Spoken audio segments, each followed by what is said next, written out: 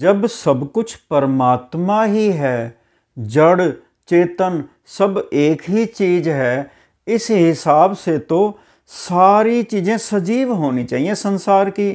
निर्जीव तो कुछ होना भी नहीं चाहिए। वैसे तो संसार में या तो चीजें जीव होती हैं या निर्जीव होती हैं, लेकिन वायरस एक ऐसी चीज है, आपने सुना होगा जैसे कोरोना वायरस था, तो वायरस एक ऐसी चीज है जो वैसे तो निर्जीव ही होती है, सालों तक निर्जीव पड़ी रहेगी, लेकिन जब वही वायरस किसी जीव के शरीर में चला जाता है, जीव के शरीर में जो सेल होते हैं उसमें अगर चला जाता है, फिर ये स्वयं जीव बन जाता है, जीव की तरह इसका बर्ताव हो जाता है। तो आज आखिर हमने समझना है कि ये चक्कर क्या है, जीव क्या है, निर्जीव क्या है, ये क्या चीज़ है। आगे की बात ना हम थोड़ा चित्र से समझते हैं, क्योंकि चित्र से चीज़ ना बेहतर समझ में आती है। एक मल्टी प्लग के एग्जाम्पल से बात को शुरू करते हैं। मान लो एक ये मल्टी प्लग है और इसी से तार से एक जगह पे हीटर लगा दिया, एक वायर लगा के हमने यहाँ पे पंखा लगा दिया, यहीं से हमने कूलर भी लगा दिया, फ्रिज भी लगा दिया। इस तरह से एक ही मल्टी प्लग से हमने बहुत सारी चीज़ें जोड़ दी। अब ये सबको जो एनर्जी मिल रही है, जो बिजली मिल रही है, जो शक्ति मिल रही है, जो सब कुछ हो रहा है, वो इसी सोर्स से मिल रहा है। उसी बिजली से चीज़ें गर्म भी हो रही हैं, उसी बिजली से चीज़ें गतिमान भी हैं, उसी बिजली से चीज़ें ठंडी भी हैं, गर्म भी हो रही हैं, ऑल आउट वाली खुशबू भी आ रही है, सब कुछ हो रहा है। यानी इन सब चीज़ों की जो उत्पत्ति है, गर्मी की, ठंडक की, बर्फ़ की, एक ही स्रोत से हो रही है, यानी एक ही बिजली से। तो इसी बात को ध्यान में रख के अब हम थोड़ा सा आगे की बात समझेंगे। अब यहाँ पर मल्टी प्लग की जगह हम एक आत्मा ले लेते हैं। जैसे मान लो ये आत्मा ए है। जिस तरह से मल्टी प्लग में एक ही स्रोत से बहुत सारी चीज़ें प्रकट हो रही थी, गर्मी भी, सर्दी भी, खुशबू भी, सब कुछ, इसी तरह मान लो इसी आत्मा से सब कुछ उत्पन्न होगा। सबसे पहले तो ये आत्मा किसी शरीर का रूप या जड़ रूप धारण करेगी। यानी जिस तरह से पानी बर्फ़ बन जाता है ना, ठोस बन जाता है, इसी तरह आत्मा ने कोई अपने आप को जड़ रूप में प्रकट कर लिया। और मान लो यहाँ पे अग्नि भी बन रही है इसी स्रोत से, यानी इसी आत्मा से अग्नि भी बन रही है, यहाँ पे रोशनी भी बन रही है, अग्नि, रोशनी और भी बहुत इस तरह की बहुत सारी चीज़ें यहाँ पे प्रकट हो रही हैं। आकार भी बन गया, जड़ रूप भी ले लिया। इस तरह से मान लो यहाँ पे सूर्य की रचना हो गई। तो जिस तरह से मल्टीप्लग में एक ही चीज़ से बहुत सारी चीज़ें उत्पन्न हो रही थी, यहाँ पे इस आत्मा से सब कुछ प्रकट हो रहा है। हम बाहर से देखते हैं तो हमें यह सूर्य दिखाई देता है। इसी तरह एक और आत्मा ले लेते हैं। यहाँ पे भी इस आत्मा ने मान लो फूल का रूप धारण कर लिया, यानी खुशबू भी यहाँ से उत्पन्न हो रही है और पंखुड़ियाँ भी बन रही हैं। जो भी फूल की बातें होती हैं वो सारी इसी आत्मा से उत्पन्न हो रही हैं। इसी तरह हम एक और एग्जाम्पल ले लेते हैं, एक और आत्मा ले लेते हैं। यहाँ पे भी क्या होगा, आत्मा ने आकार रूप धारण कर लिया, जड़ रूप धारण कर लिया और थोड़ी देर के लिए मान लो यह एक चुंबक बन गया, यानी मैग्नेट बन गया। तो ये आत्मा ने जो जड़ रूप लिया हुआ है वही शक्ति चीज़ों को खींचती है। बाहर से देखते हैं तो हमें ये मैग्नेट दिखाई दे रहा है, लेकिन असल में ये आत्मा ही ने जड़ रूप लेके इसको शक्ति बन के खींच भी रही है चीज़ों को। यहाँ पे खुशबू, यहाँ पे अग्नि, रोशनी। इसी तरह हम एक और आत्मा ले लेते हैं। इनका मैं नाम भी दे देता हूँ, ए, बी, सी, डी। एक और आत्मा ले ली, ई। एक और आत्मा ले ली, एफ। इस तरह से मैंने आत्माएं ले ली। अब यहाँ पे मान लो क्या उत्पन्न हो रहा है, यहाँ पे आकार भी बन गया, जड़ रूप भी धारण हो गया और यहाँ पे मान लो जहर भी उत्पन्न हो रहा है। कहने का मतलब ये एक सांप का रूप बन गया। यहाँ पे जहर भी उत्पन्न हो गया, आकार भी बन गया, सांप की चाल भी बन गई, सांप किस तरह से चलेगा, यानी स्वभाव भी बन गया, भूख लगना भी हो गया, सांप की सांसें चलना भी हो गया, सांप की जीभ से उसको स्मेल की एहसास भी होना, लेकिन यहाँ स्पेशल बात यह है कि यहाँ पे मैं भाव भी उत्पन्न हो गया। ये मैं भाव बहुत इंपॉर्टेंट है। इसी तरह से एक ये दूसरी चीज़ ले लेते हैं, दूसरी आत्मा ले लेते हैं जिसका नाम मैंने ई दे रखा है। इसमें भी आकार बन गया, इसका भी जड़ रूप धारण कर लिया, और यहाँ से स्पर्श का एहसास, गंध का एहसास, इंद्रियां भी उत्पन्न हो गई, यहाँ पे भी और यहाँ पे भी। जहाँ भी मैं भाव है वहाँ पे अलग अलग तरह की इंद्रियां भी उत्पन्न हो रही हैं। यहाँ पे मान लो बंदर बन गया, यहाँ पे मान लो चिड़िया बन गई। अब चिड़िया को ऊंचाई से डर नहीं लगता, पंख फैलाती है, तो पंख फैलाने वाले गुण, भूख लगने वाले गुण, चिड़िया का जो स्वाद है, क्या खाना चाहती है क्या नहीं खाना चाहती, यानी जो भी चिड़िया वाली बातें हैं वो सारी इस आत्मा से उत्पन्न हो रही हैं। इसी तरह से बंदर में भी मैं भाव, यानी स्वयं के मैं भाव का मतलब एक स्वयं के होने का एहसास, ये भी यहाँ पे उत्पन्न हो रहा है, लेकिन ऊपर वाली तीनों चीज़ों में ये उत्पन्न नहीं हो रहा। तो इस तरह से इन अलग अलग जगह पे अलग अलग आत्माओं से अलग अलग तरह की चीज़ें प्रकट हो रही हैं। जहाँ पे मैं भाव नहीं उत्पन्न हो रहा उनको हम निर्जीव कह सकते हैं। जहाँ पे मैं भाव है, जैसे यहाँ पे यहाँ पे यहाँ पे, यानी स्वयं के होने का एहसास, इनको हम जीव कहते हैं। यहाँ पे इंद्रियां भी प्रकट हो रही हैं, हर जीव के अलग अलग गुण भी प्रकट हो रहे हैं। जैसे बंदर जंप लगा लेता है, बंदर टिक के नहीं बैठता, उसकी क्वालिटीज़ हैं जिसको हम कहते हैं गॉड गिफ्टेड चीज़ें हैं, रिफ्लेक्सेस हैं, यादें हैं, विचार हैं, ऐसी बहुत सारी चीज़ें। किसी भी चीज़ का, किसी भी मैं भाव का अपना कुछ भी नहीं है। मैं भाव की अपनी कोई शक्ति नहीं होती, वो शक्ति भी इसी आत्मा की होती है। शक्ति हो गई, जंप लगाने का गुण हो गया, सांप का टेढ़ा मेढ़ा चलने का गुण हो गया, जैसे कुत्ते की स्मेल सूंघने की शक्ति बहुत तेज़ होती है, या कोई इंसान बहुत तेज़ दौड़ सकता है, कोई खिलाड़ी बहुत अच्छी कैच पकड़ लेता है। ये सारे गुण जिसको हम गॉड गिफ्टेड चीज़ें भी कहते हैं, इसी आत्मा से ही उत्पन्न हो रही हैं। फ़र्क इतना है, जो निर्जीव चीज़ें होती हैं जैसे सूर्य हो गया, मैग्नेट हो गया, यहाँ पे मैं भाव नहीं उत्पन्न हो रहा है, यानी स्वयं के होने का भाव उत्पन्न नहीं हो रहा।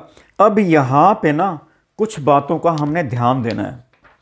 ये समझाने के लिए आत्माएं अलग अलग दिखा दी हैं, असल में ये सारी एक ही आत्मा है।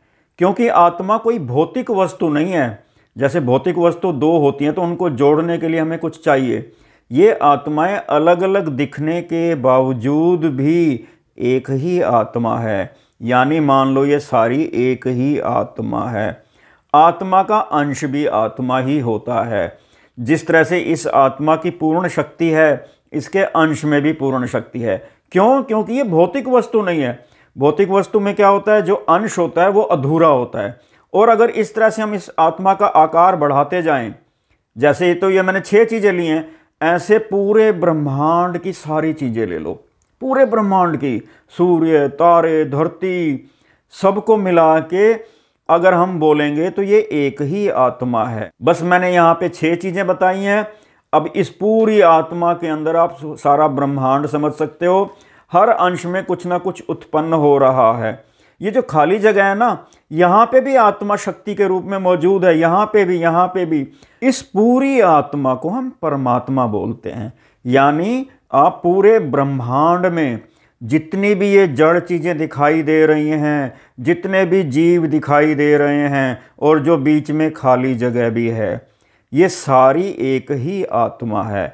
आत्मा के ही अलग अलग हिस्से से चीज़ें उत्पन्न हो रही हैं। ये आत्मा का अंश भी आत्मा ही है, यानी परमात्मा ही है।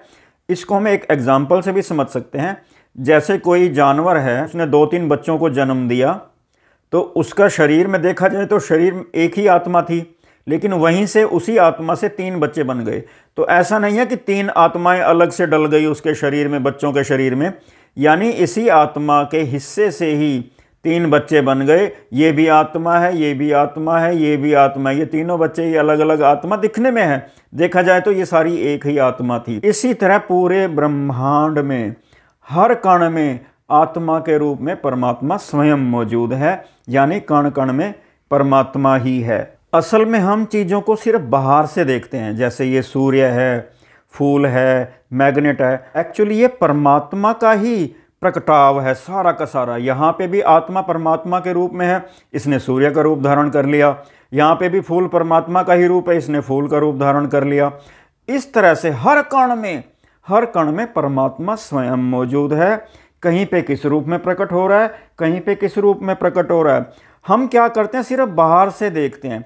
बाहर से जो दिखाई दे रहा है वो मिथ्या है, असल में तो ये परमात्मा ही है सारा, चाहे जीव हो चाहे निर्जीव हो। जैसे ये खाली जगह है, अंधेरा, आवाज, गुरुत्वाकर्षण, गर्मी, सर्दी, हवा, बर्फ, खुशबू, हर कण में परमात्मा ही विराजमान है, परमात्मा ही इनको प्रकट कर रहा है इन चीज़ों को। एक चीज़ और भी है कि गतिमान हो या स्थिर हो, दोनों ही परमात्मा के रूप हैं। जैसे मान लो ये चुंबक है, ये पड़ा हुआ है, हमें लगता है कि ये कोई हरकत नहीं कर रहा इसलिए निर्जीव है, असल में इसमें ये भी तो चीज़ों को खींचता है, शक्ति तो यहाँ भी मौजूद है। तो जो निर्जीव है वहाँ भी परमात्मा स्वयं मौजूद है, हालांकि वो गति नहीं कर रहा, हमें लगता है कि इसमें कुछ है ही नहीं। जैसे किसी की मृत्यु हो जाती है, शरीर उसका डेड पड़ा होता है, वो कोई हरकत नहीं कर रहा, हमें लगता है इसमें से कुछ निकल गया। बाहर से दिखने में ये हमें लगता है कि यहाँ कुछ नहीं हो रहा। मैग्नेट के अंदर छोटे छोटे कण होते हैं जिनको हम एटम्स कहते हैं, उनमें इलेक्ट्रॉन घूम रहे होते हैं, उनमें भी चार्ज हो रहा होता है। असल में हो तो इसके अंदर भी बहुत कुछ हो रहा है, लेकिन क्योंकि हम बाहर से देखते हैं, स्थूल रूप में देखते हैं, तो हमें लगता है यहाँ कुछ नहीं हो रहा। इसी तरह किसी की डेथ हो जाती है, उसका शरीर पड़ा हुआ है लेकिन हरकत वहाँ पे भी हो रही है, वहाँ पे भी बदबू उत्पन्न हो जाती है, थोड़ी देर बाद वहाँ पे भी शरीर में अकड़न आ जाती है, एक वहाँ पे भी कुछ ना कुछ हरकत हो रही है। मतलब हम ये ना समझ लें जो जीव होता है उसका एक शरीर होता है, शरीर के अंदर आत्मा डली होती है। जैसे प्लेनेरिया एक जीव होता है, उसका अगर हम सर भी काट दें ना फिर भी वो जिंदा रहता है और बाकी शरीर से भी उसका सर बन जाता है, तो नया जीव बन जाता है। अगर सर के अंदर अगर एक ही आत्मा होती तो वो कट के तो अलग हो गई, फिर कैसे वो जीव पनप जाता है। तो इस बात को ये साबित करता है कि जो आत्मा है वो ऐसे उसी ने स्थूल रूप लिया होता है, उसी ने ही जड़ रूप ले रखा होता है। तो एक हिस्सा अगर काट भी देंगे तो भी यहाँ पे वो सारा आत्मा यानी परमात्मा स्वयं मौजूद है, फिर से इसको जीव में परिवर्तित कर देती है। अब जब किसी जीव की मृत्यु होती है तो मृत्यु क्या होती है, जैसे मान लो ये यहाँ पे एक चिड़िया वाला एग्जाम्पल ले लेते हैं। अब यहाँ से सारी चीज़ें उत्पन्न हो रही थी, आत्मा ने ही शरीर रूप लिया हुआ था, आत्मा ही गतिमान कर रही थी, आत्मा की शक्ति से ही पंख फैल रहे थे। चिड़िया की अपना तो मैं भाव ही है बस उसका, वो भी इसी आत्मा से उत्पन्न हो रहा है। तो चिड़िया के पंख फैलाने का जो गुण है वो भी इस आत्मा से उत्पन्न हो रहा था। चिड़िया की पसंद नापसंद जो भी है सब कुछ यहाँ आत्मा से उत्पन्न हो रहा था। जब मृत्यु होती है तो ये उत्पन्न होना बंद हो जाता है। जो भी हरकतें हो रही थी यहाँ पे, दिल का धड़कना चिड़िया का जो भी, जैसे हमें लगता था कि उसकी आंखें पुतली इधर उधर हिलती हैं, सब कुछ होता है, तो आत्मा वो स्थिर कर देती है। मौजूद है यहाँ पे, शक्ति तो कण कण में है ही, जिसको हम बाहर से देखते हैं तो हमें मृत्यु लगती है क्योंकि कोई हरकत नहीं हो रही। एक चीज़ और भी है, हर एक जीव के यहाँ पे अलग अलग इंद्रियां उत्पन्न हो रही हैं, यानी स्पर्श, गंध, भूख, खाने की इच्छा, उसकी क्या खाने की इच्छा होती है, ये भी यहाँ आत्मा से उत्पन्न होगी। आत्मा ही अनुभव कराती है मैं भाव को, सारा कुछ। जैसा जैसा आत्मा मैं भाव को दिखाएगी बाहर का संसार, वैसा उसका ये बाहर का हो जाता है। असल में तो बाहर कुछ है ही नहीं, ये तो मैं जो बातें बोल रहा हूँ बाहर से अगर देखते हैं तो ये मिथ्या ही है, और मिथ्या को ही शरीर कहा जाता है। शरीर कोई अलग से चीज़ नहीं होती, जो मिथ्या है, जो नश्वर है, उसी को हम शरीर कहते हैं। चाहे वो स्थूल शरीर हो, चाहे सूक्ष्म शरीर हो, चाहे कारण शरीर हो, ये तीनों की तीनों चीज़ें एक किस्म से हम बाहरी रूप से देख रहे हैं। असल में तो ये परमात्मा के ही प्रकटाव हैं। जो हमें दिखाई दे रहा है, जो महसूस हो रहा है, हम उसको सत्य मान बैठते हैं। संसार एब्सोल्यूट नहीं है, रिलेटिव है। हम भी, इंसान भी तो ऐसे ही हैं। हमें लगता है कि जो हमें संसार महसूस हो रहा है वही सत्य है। ऐसा नहीं है। जैसे रंग हैं, हमें 7 रंगों से दुनिया दिखाई दे जाती है। अगर यहीं पे कुत्ता हो, कुत्ते को एक ही कलर में सारा संसार दिखाई देता है। तो कलर एब्सोल्यूट नहीं है, ये भी हर एक जीव के हिसाब से अलग अलग है। अब हम पानी में नहीं रह सकते, मछली पानी में रह जाती है, हमें सांस लेने में दिक्कत आती है। तो ये सारी बातें ना, जो ये मॉडल बताया गया है, अगर आप इस मॉडल को ठीक से समझ लोगे तो आपको सारे प्रश्नों के उत्तर मिल जाएंगे। निर्जीव और सजीव में देखा जाए तो मैं भाव का ही फर्क है बस।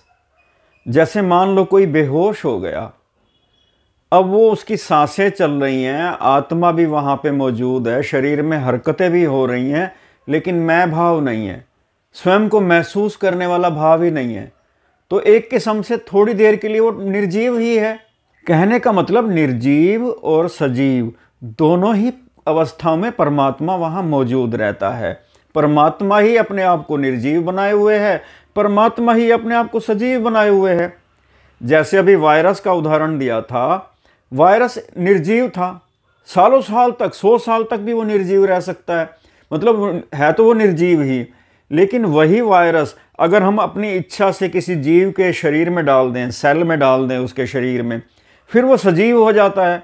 अब ऐसा तो है नहीं परमात्मा देख रहा है जैसे ही ये वायरस उसके शरीर में डालेगा मैं फटाफट आत्मा घुसेड़ दूं शरीर में, उसको जीव बना दूं, ऐसा तो नहीं है। जैसे ही वायरस को हम किसी दूसरे जीव के सेल में डालते हैं वो सजीव हो जाता है, यानी खाना खाना भी शुरू हो जाता है, उसका वेस्ट निकालना भी शुरू हो जाता है, संतान उत्पत्ति भी शुरू हो जाती है। जैसे बाकी जीव करते हैं वैसे वो वायरस भी करने लग जाता है। तो ये जो हमने डायग्राम से समझा ना, तो असल में संपूर्ण ब्रह्मांड में एक ही आत्मा है, संपूर्ण ब्रह्मांड में, जिसको हम संपूर्ण आत्मा को हम परमात्मा ही बोलते हैं, नाम से ही पता है, परम आत्मा।